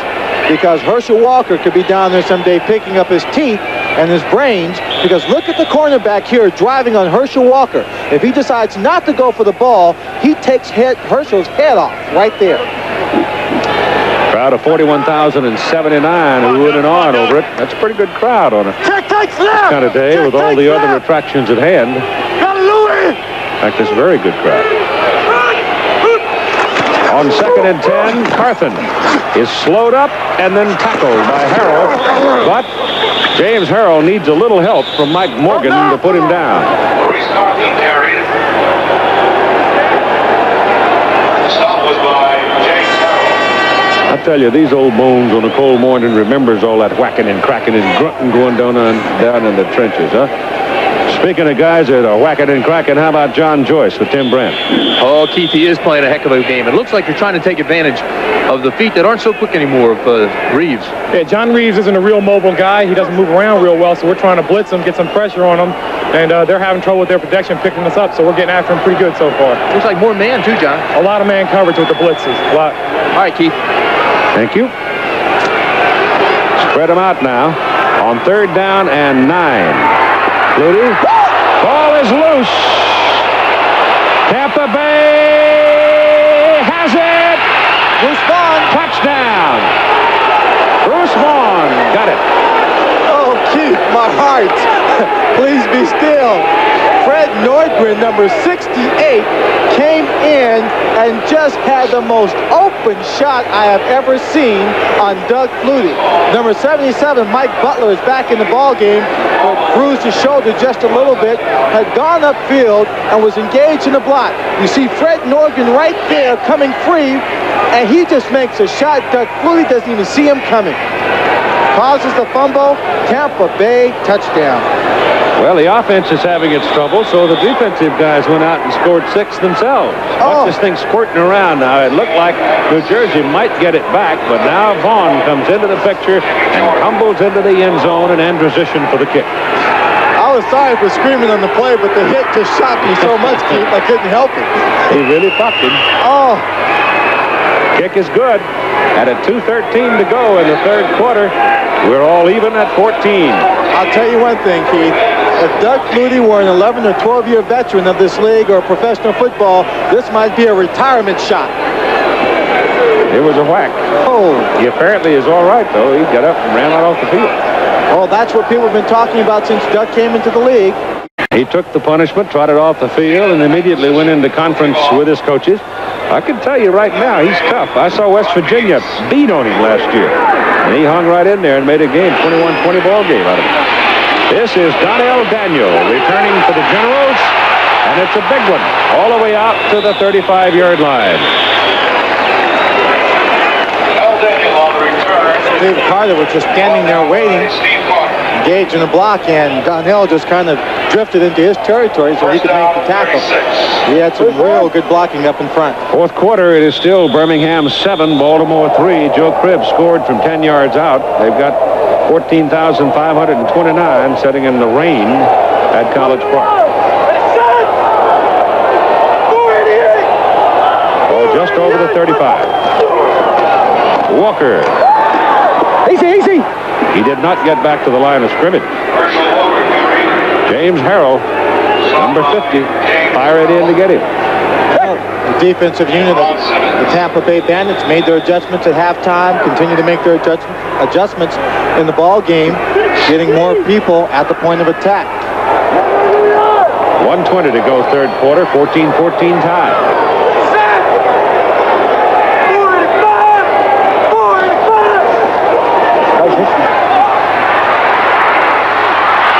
They got him from behind, run down by Mike Butler. So the Tampa Bay defensive people now starting to harass him. He's having a great ball game right now. Let's go down to the sideline where Tim Brand hits Fred Nordgren. Well, I tell you, that play by Freddie was a motivator, too. Tell us about the hit on Flutie. Well, we were playing a 4 down front, and the guard kind of set back inside. Flutie rolled out the other way, and I just kind of beat him around the outside and was able to make a clean shot at him without him seeing me. All right, Fred. Keith? And they go to the shotgun now on 3rd down and 12. To Collins on the sidelines, intercepted by Vaughn. Bruce Vaughn having a big day. Returns it to the New Jersey 43-yard line with 36 seconds to go in the third quarter and a penalty flag. He got a flag thrown back around the 28-yard line. Shifting winds of a high-flying football game, Keith. Defense is flagged for a face mask. Now the question is, was it before the interception or after the interception? Wesley Ward will tell us. Well, I'm watching Marcus Quinn, number 40, walk slowly back to the center of the football field. The New Jersey offense is staying. So guess what? It was before the pickoff. Face mask, number 76 on the defense, 3rd down. So that is a big call. It wipes out a Tampa Bay interception. They had possession on the New Jersey 43. Had all kinds of momentum going for them after the defense had scored that touchdown. But now the Generals get the ball back, or at least they keep it, and it's 3rd down and 6. Some confusion out there, Keith. The defense could not get set. They were confused as to what they should line up in and how they were going to play the offense. So Marcus Quinn quickly calls a timeout, save themselves making a mistake and giving away a 1st down. You don't like to spend them at this point, but if you're looking disaster in the eye, you better do it. That's for sure. 13-6. Houston over Portland now in the fourth quarter. So the Portland Breakers. Ladies and gentlemen. And it's my understanding that Buford Jordan has not played in that ball game. Buford Jordan is not playing. They play him with one hand without him. I'll tell you. It's like a... There's the Birmingham score we gave you a while ago. They're in the fourth quarter. And the Oakland setting on an 11-point lead over the Memphis Showboats. And there's the Houston-Portland score. Little touchdown and a 2-pointer, and Wacko. As official supplier to the league. From the 39 now, New Jersey 3rd down and a long 6.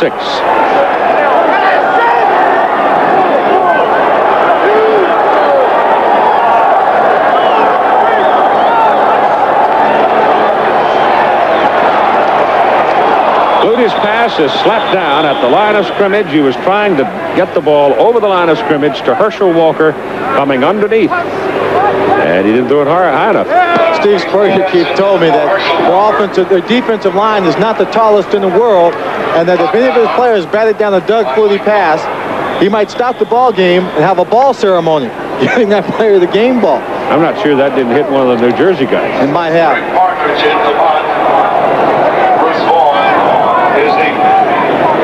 Partridge 5th punt of the day. The last one was for 42 yards.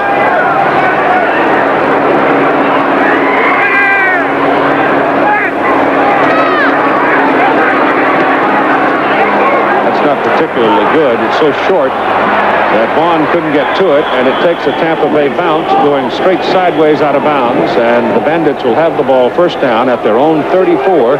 That was a 26-yard kick.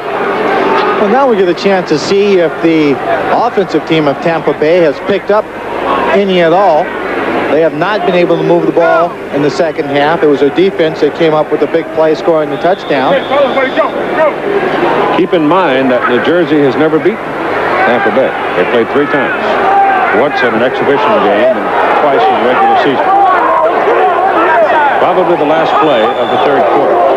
Gary Anderson with it.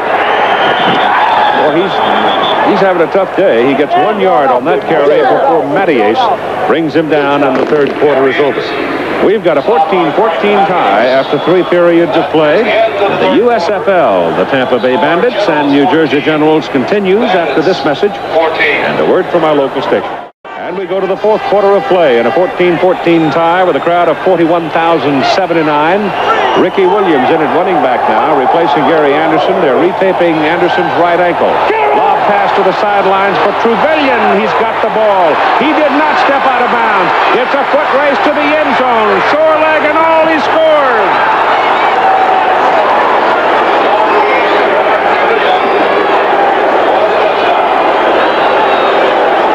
John Joyce said it when he talked to Tim Brandt earlier in the ball game. A lot more blitzing, trying to put pressure on John Reeves. We told you that was the game plan coming into this ball game. And when you play that kind of defense, it's man-to-man coverage. He beats that's Kerry Justin, straight up on the sideline. Now watch his balance, watching the sideline, clearly in bounds. And now it's a foot race, heading for the middle of the field. More room to run. Eric Trevelyan limps into the end zone for the big touchdown. 64 yards on the play, and Tampa Bay is in the lead for the first time in the game. It was one of those feet don't fail me now. I got 20 miles to go. Kick is up, and the kick is good. So it's a 21-14 lead for Tampa Bay on the first play of the 4th quarter. We'll take another look. Eric Trevelyan, top receiver for the Bandits, coming into this ball game, had 23 catches for 332 yards and 4 touchdowns. He adds his 5th touchdown on the season. When you have someone with his talent who can strike from anywhere in the football field, you need to keep him in the ball game. He has not played a lot of the ball game this afternoon. That's as close as he came to that sideline. Receivers going downfield, making tough catches near the sideline, in the end zone. Should always be aware where those boundaries are. It should be second nature to them to feel that sideline. You see John Reeves not having a bad day on the afternoon, under a lot of pressure, is elated at the success of this play. Daniel and Pegues will lead the deep people now for the New Jersey Generals as Tampa Bay kicks off. A lot of yards, 314, but catch-up football. Yep. Most of it. Yep. But I think it also points out that they do have the ability to come from behind in the passing attack and make something happen. New Jersey only had 55 yards in their passing attack after 3 quarters of play. From the 7, Pegues. And he's down at the 25. Walter Holman, the bandit that brought him down. Well, next Sunday we'll have the Houston Gamblers and the Baltimore Stars. And the Stars may be about to get beat today by a tough Birmingham crowd. From the score, it indicates that it's a very defensive-oriented football game. Vince Tobin is the defensive coordinator of the Baltimore Stars, and he'll have his hands full trying to cover the run-and-shoot offense behind the arm of Jim Kelly. I may be getting Ricky Sanders back sometime soon, too. Knee injury. On first down, they go to Herschel Walker. And Walker runs for 5 out to the 30. I think at this point we should take note that the game plan offensively for New Jersey has not failed them. Herschel Walker has been playing outstanding. They moved the ball down the field, and they've really only hurt themselves on a couple of times with big plays by the Tampa Bay defense. But now in the fourth quarter, they have to score much faster. Here we go.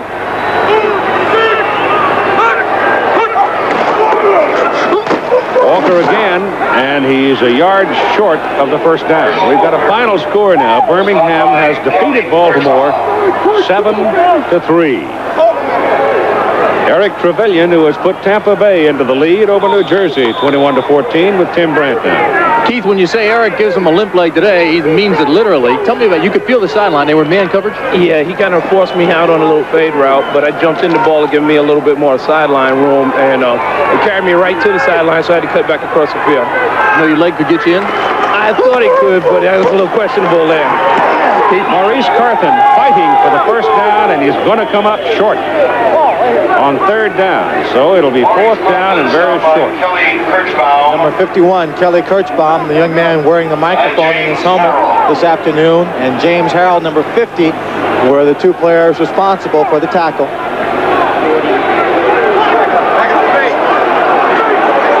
They'll punt it. The Generals will punt it. I think. At least they've got Partridge in the ball game. They're a half a yard short. So with that win, 7-3 over Baltimore, the Stars drop to 1-3-1, while Birmingham is assured of retaining a share of first place. Their record is now 4-1. The defensive coach, I'm sure, has reminded that defensive unit of the Tampa Bay Bandits that it is a short distance for a first down. Do not even look for a punt. Expect them to come with a fake punt. And if they do, stop it at all costs. Don't get caught off guard. Well, Clarence Harmon is the man assigned as the protector for the punter. He, of course, is a running back.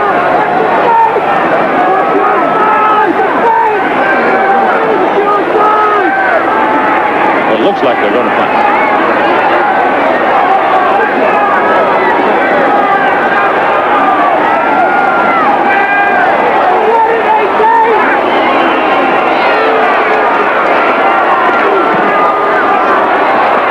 His best kick of the day. All the way back to the 15 goes Bruce Vaughn. And he's down at the 16. Good kick coverage downfield by Maurice Clemens. It was a 50-yard punt for Rick Partridge. So Tampa Bay has got the ball back. The Tampa Bay Bandits coming from 14-7 at halftime to lead 21-14. And the reason for it is that. On the second half, Tampa Bay has possessed the ball on this is their fourth possession, and New Jersey has had 5 possessions. But unproductive. First down from the 16 as Anderson has his right ankle retaped. And there's a fumble, I think, Keith. Looks like it. Players are indicating it. It is New Jersey's football. Well. Oh, the old turnover in football is as bad as the base on ball. Yes, it is. And deep in Tampa Bay's own territory, number 37, Jerry Holmes, comes up with the Gary Anderson fumble. We'll take a look. Gary Anderson had his ankle taped. It's bothering him somewhat. The handoff was good. He comes into the line. Looks like someone just, not thus on arm. Looked like one of his own players may have just reached back and knocked it out of his hand. It is from the 18 that New Jersey goes to work. First down, Flutie throws, sideline pattern. Pass is caught by Broughton. And contact was made at about the 14.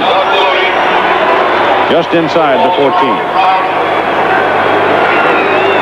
Steve Spurrier shaking his head, just can't believe what a bad break he received there.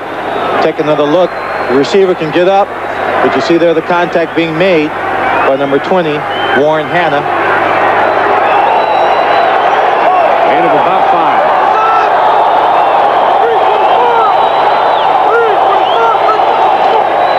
Walker drops it.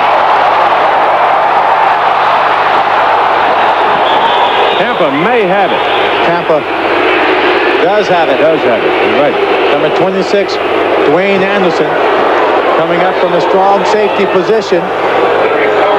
Initially to force the run back inside, but because of a very hard pitch by Doug Flutie, and Herschel Walker was so close to him, it was just too hot to handle. Right here, you see it. He's lunging when he tosses that ball. And the ball just comes so hard at Herschel in the direct line, he can't handle it, causing the fumble. 11:06 to play in the ball game as the teams exchange fumbles. The Generals trailing by 10 to Tampa Bay now, as they've come up with a big play here in the second half to forge a 10-point lead after trailing 14-7 at halftime. And the Generals are sort of rowing upriver because they got to go to Arizona next Saturday night. That won't be easy either. It's a short kickoff taken by Donnell Canyon. And he's still fighting about it, but he's up around the 30. Birmingham has defeated Baltimore 7-3. So the Stallions go to 4-1. The Stars drop to 1-3-1. And Oakland is going to beat Memphis 31-19 in that fourth quarter, and they must be getting late into the fourth quarter. So Oakland now will have a 3-1-1 record, while Memphis is going to drop to 3-2.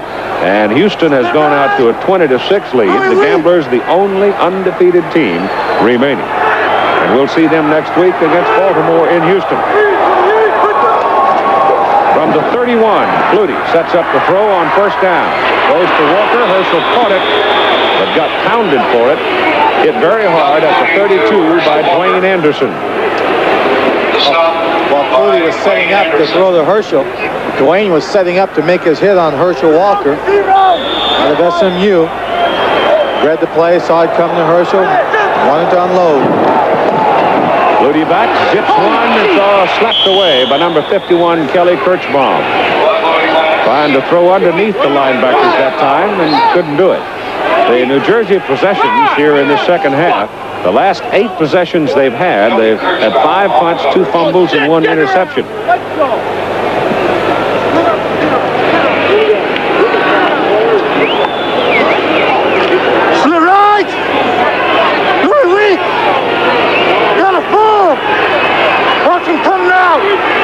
On the short.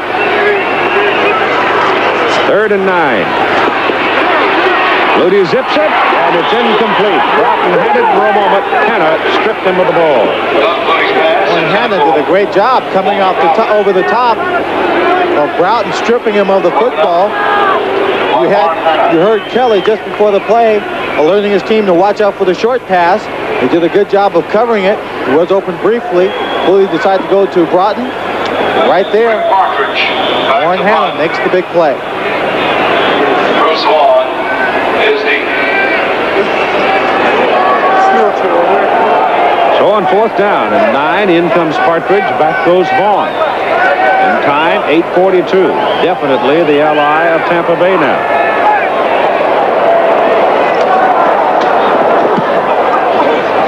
Good punt. Fair catch at the 25. So Tampa Bay's got the ball again. 10-point lead at 8:33 to play. 43-yard punt by Rick Partridge. All right, Tampa Bay goes to work from its 25-yard line.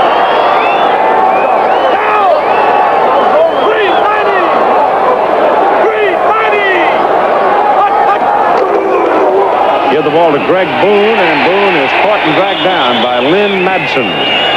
Former Washington Husky penetrated, and Boone could never get to the outside. Brought down by Give you an idea of how Reeves has spread his passing success around today. Harvey has caught 6 for 110.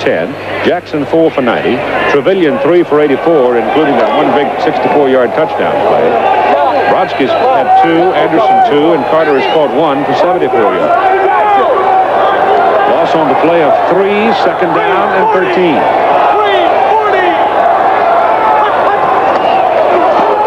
Draw play to Boone. And Boone's out to the 29, where Madsen again brings him down. The game plan for the New Jersey Generals, I think, Keith, has worked well for them defensively. Unfortunately, they gave up a couple of the big plays. Now, when you're applying that kind of pressure, blitzing quite a bit and playing man-to-man coverage, that's where you're going to get hurt.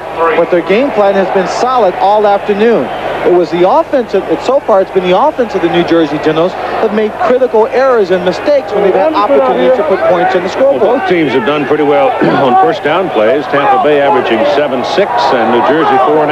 Oh, yeah, there. This is 3rd and 7.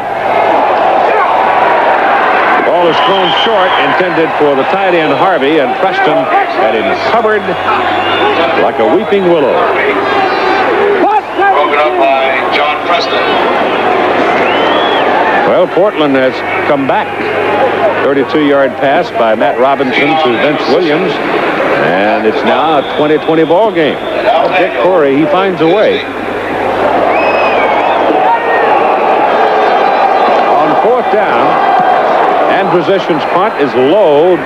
Daniel can't get to it as he angled it away from the New Jersey return man and knocked it out of bounds at the New Jersey 38. It was a 33-yard punt. We've got 6:36 to play in the game. First down from the 38. Flutie's pass is away. Bowers is wide open. And Bowers takes the hit from Marcus Quinn, but the big guy from Fordham hangs on, and Marcus kind of slow getting up after the collision. Now, that won't be the first time someone is slow getting up after colliding with Sam Bowers. You see New Jersey running a hurry-up offense, lining up very, very quickly. But the officials called time on the field. Well, Flutie called it. Did Flutie call a timeout? Yeah, he didn't like what he had. Okay. Looked around and saw it and said, wait a minute, that's not what we want. So he's going immediately to talk to Chris Palmer. Meantime, Steve Spurrier is starting his pacing now. 6:12 to play in the game. The big play, Flutie to Bowers, has put New Jersey in threatening position. First down, just inside the 29 of the Bandits. We're going to go.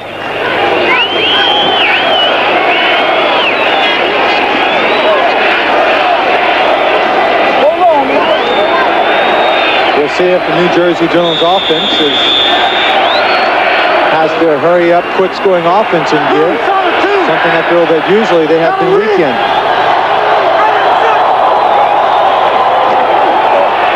Got a man open.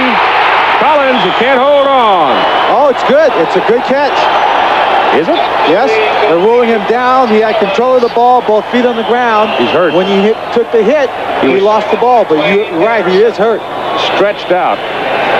Laid all the way out when he took the hit. Let's look and see now. We'll see it again. Flutie leads him out. It's a floater, Keith. Floats it right out there to the sideline. He dives for it. He's got control. And there when he hits the ground, he loses it. Number 26, Dwayne Anderson, the man inflicting the punishment on the hit. That last time out, incidentally, was an official's timeout for some reason. I never did understand why, but it's not charged against New Jersey. Keith, I was in a similar situation back in 1980. Stretched out for a pass like that. When I got up off the field, I had 2 broken ribs. Come down on the ball? No, just got hit. Looked like he came down on the ball. Had it tucked under him. And that will tend to deflate you on the hard surface. Well, he would be so fortunate just to have the wind knocked out of him. You've got 5 minutes and 57 seconds to play in the ball game. A 10-point Tampa Bay lead, 24-14. Of course, Los Angeles Express led New Jersey 24-14 in the second half. That was the day Flutie had the big day. Well, Clarence is up and runs back, so apparently that was exactly what happened. He came down on the ball and It punched the wind out of him. The ball is resting at the 8 of Tampa Bay, where it's 1st and goal. Danny Knight is in at wide receiver now. He's checking off at the line of scrimmage, calling an audible. Everyone's shifting. Puts Herschel up into a slot. Gets it away. Walker knocked away by number 38, Tim King, who has just been activated and put on the roster. Well, the offense couldn't have played it any better with the exception of Herschel not hanging on to that particular pass. Doug Flutie identifying the defense, didn't have the right play, called the audible. He's under pressure. It's man-to-man coverage. He gets it away, anticipating Herschel curling in. Herschel curls in, but Tim King made a great play in knocking it away. 2nd down and goal, New Jersey.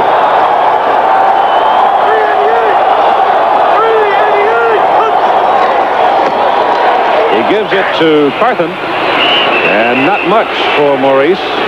He couldn't break through that first barrier, and they'd get him, what, a yard? Yeah, down to the 7. That barrier was number 68, Fred Nordgren. One of the plays that does work quite well against the blitz, if you get the blocking up front, is a quick hitting play right up the middle. Flutie has got his favorite receiver back in there now. Collins has come back.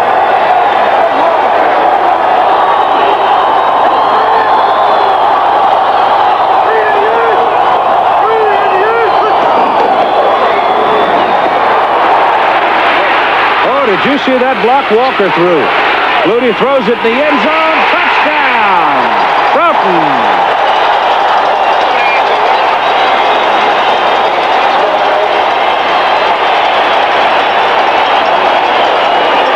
Herschel Walker bombed Dwayne Anderson with a block that bought Flutie the time to run around and finally find Broughton all by himself.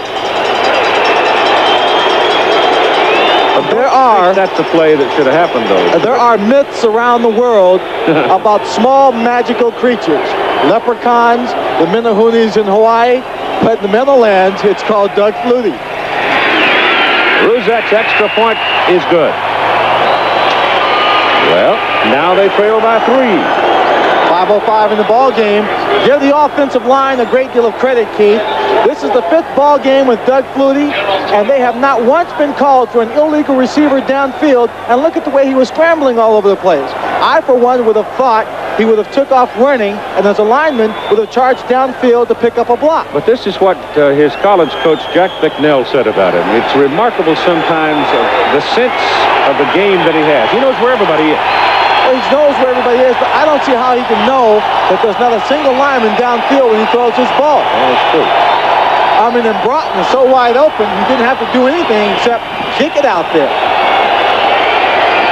But it was 34 that threw the block. Yeah, Herschel. Gave him the time. So it's 24-21 Tampa Bay now, and New Jersey will kick off and 5:05 to play. There's an old saying, what goes around comes around, and those guys are laying back waiting to take shots at Herschel. Herschel's just evening up the score a little bit.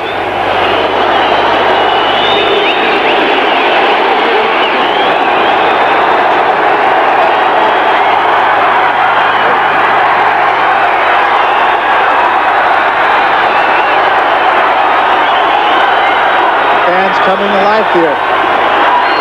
Good crowd today, 41,079. That's a floating kick, hard to handle. Ricky Williams has it at the 12.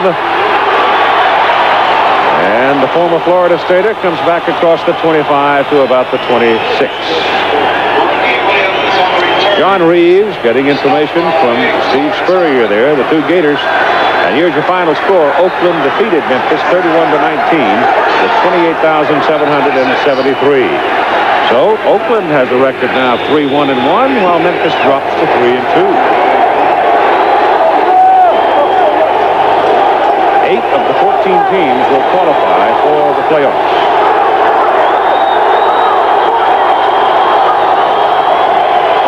Reeves will throw. It's good to Trevelyan. That time, John had some zip on it, and he threw it right between 2 defenders, and Trevelyan hauled it down and picked up a first down. Looked like number 47, John Joyce, just went flying across the flight path of that ball. mistimed it, did not get a hand on it. Trevelyan came up with the catch. Right now, it's really up to this gambling defensive unit of the New Jersey Generals to come up with a turnover at the minimum. Not allow Tampa to score on this drive. 37-yard line, first down with 4:15 to play in the game. 3-point Tampa Bay lead as Gary Anderson has it. Fumbles the football, just dropped it. And regains it. Now that's the second one that he's slipped out of his arm. What's going on? Slipped right out. I don't know. They haven't signaled who has possession. A few of the New Jersey players saying they have it. Yeah. We'll wait for the officials' call. Nay. It's Tampa's ball. Harvey was on the bottom of the pile. We'll take a look. The ball, no one's going to touch Gary Anderson. He's looking for a place to run. He seems like he has a good grip on it. Just comes right up over the top of his arm. You've got to bury that point of the ball, Keith, inside your arm, between your body and that arm. Keep it lodged in there and hand over the point. It protects the ball, keeps it from popping up. That time that back point slipped over his edge and he pushed it away. Second down and 15 now from the 32.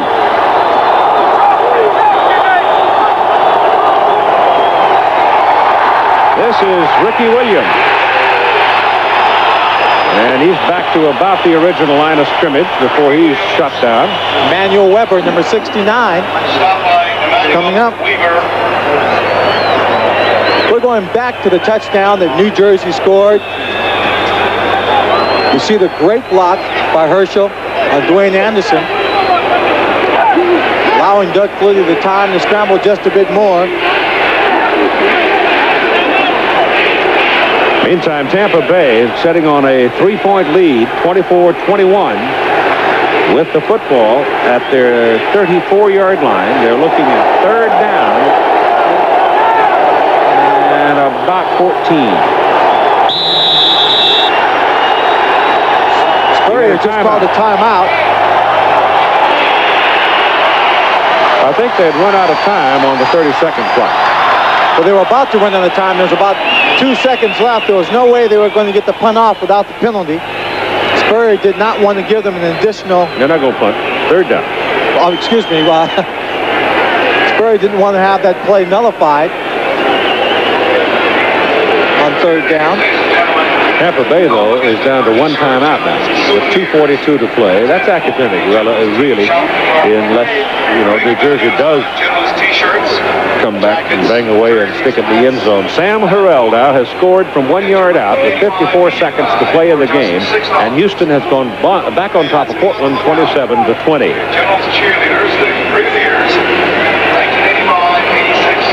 The way that Tampa Bay can come back and win this ball game is to score a touchdown. We'll take another look. Herschel gets the ball there. We see the block downfield. We see Carson. Great block on the outside, screening off the cornerback.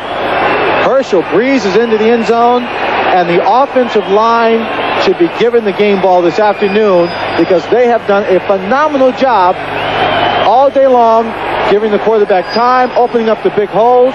You see them blocking people out, cutting off the pursuit. Herschel Walker going into the end zone. A great effort down the line for the New Jersey Generals.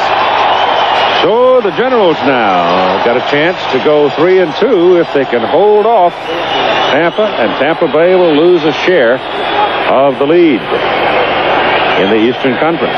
Birmingham has already beaten Baltimore to go 4-1. St. John's 61, correction, St. John's 61, North Carolina State 55.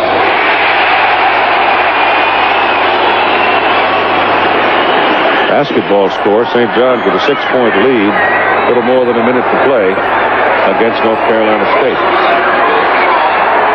61-55, St. John's. Ruzek will kick off now.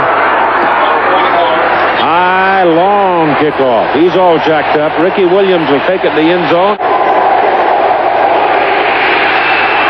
Harvey's out there, can't hold on. Marvin Harvey, the tight end, had it at the first down marker and close to the sidelines to get out of bounds, but he couldn't hang on to the ball. And 18 seconds to play. It will take a small miracle now for the Bandits. On the other hand, they'll be humming and the Flutie Magic tune again this week around the New York area, I would think. But as you said, it was the offensive line that had a heck of a day for the Generals.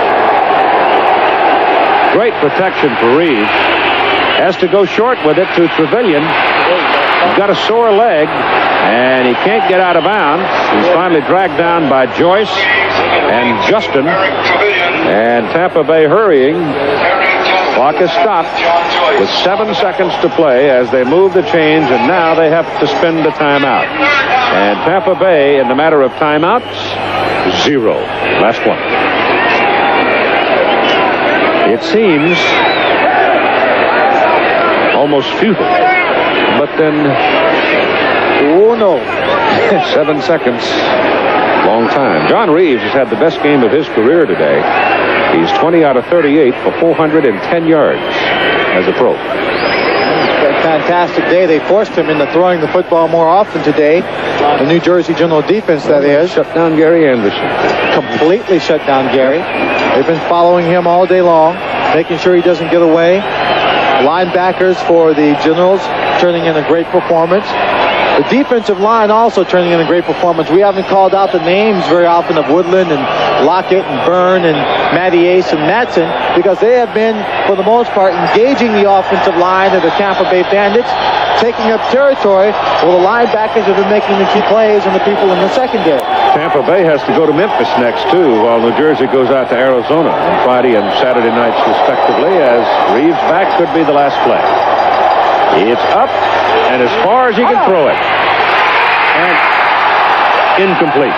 Fight for it. The ball falls down. Time expires. The game is over. And for the first time in the 3 years of the United States Football League, the New Jersey Generals have beaten the Tampa Bay Bandits by a score of 28-24, coming from 10 points down in the fourth quarter to do it. And now let's go to Doug Flutie and Herschel Walker with Tim Brett. Well, the one I want to talk about first is the touchdown pass to Walker. Magic. You're just trying to react out there, make something out of the play. We were just trying to stick it in the end zone at that point. It was third down. I knew we had to get the ball in the end zone. I just happened to spin away and spot her and got rid of the ball. It was a little lucky break, but also you make your own breaks. You know, in the second half, especially you, Herschel, it looked like they came out, they had linebacker keying on you because of the success you had in the first half. Did that change things for you guys? Well, it changed somewhat because they started putting a lot of strength to our strong side, and it sort of threw us off a little bit. It took us a little time to get things going back to going. How about the reads for you now? Did they change much in the second half? It looked like you started to scramble more out of the pocket. I was searching to find something, searching to make something happen. And in the second half, we had excellent pass protection. I was able to look around. I was moving around a little bit, but I was still throwing the football. And we got me down on the corner down here and made some yardage on the ground, so that helped out. Herschel, last year, when you got behind, New Jersey really didn't have that great of a comeback ball club. How have things changed with Doug? Well, the thing has changed a great deal because Doug is a quarterback that can scramble. He's a quarterback that can make things happen. And I think because of that, defense is going to have to be aware of him. And when they're aware of him, they're going to leave a lot of people open. Last year, we was hurting real bad trying to come back, but now we got a comeback team that I think may be the best in the USFL. Another great show, guys. Thanks for stopping. Thank you. Hey, Keith, another great story down here was the defense before we get over to Walter, because Walter had a game too. But John Joyce, you were talking about how much more aggressive you had to get, and the defense did it. It came through. Yeah, we got real aggressive. We went with our nickel team most of the game. That enabled us to cover a lot of their receivers, and so we could blitz an awful lot. We blitzed. John Reeves doesn't move around real well, and we really got after him and forced him to make some bad throws, and we sacked him several times. Many films as we watch of you guys, it seems like the defense stays basic. A lot of zone inside the 20th man. You changed it today. Yeah, we really wanted to get after Reeves because, like I said, he doesn't move real well.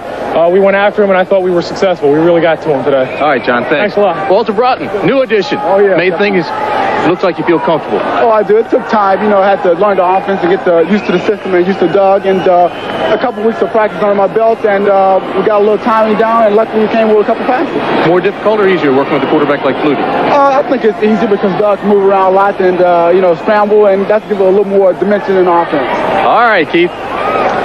Well, it's a happy crowd in the New Jersey clubhouse as they come back from 10 points down in the final quarter to win the ball game 28-24 and make their record now 3-2, and Tampa Bay's record will be the same in the Eastern Conference.